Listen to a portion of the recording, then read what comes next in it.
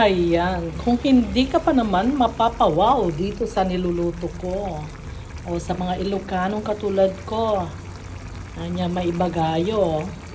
Look, oh, pinakbet, pero walang ampalaya at wala ding okra, para-paraan na lang yan.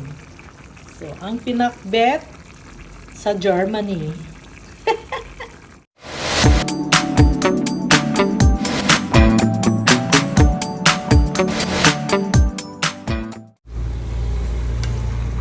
Oh, ayan, ganyan lang.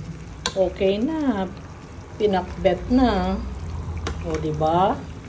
Kahit kulang sa ingredients. Tapos ating iprito ang bangus belly from Dagupan. O, para ka na rin nasa Pinas. Mismo din ba to? Ayan o. Oh, very big. So, ayan na ang bangus.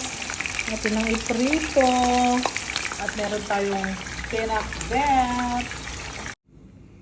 So, ayan na guys, ang ating finished product. So, ang aming tanghalian, ang napakasarap na pinakbet made from Germany. Meron lang tayo ng sitaw, talong, zucchini, champignons, at ang bangus belly. Yehey! Yahoo!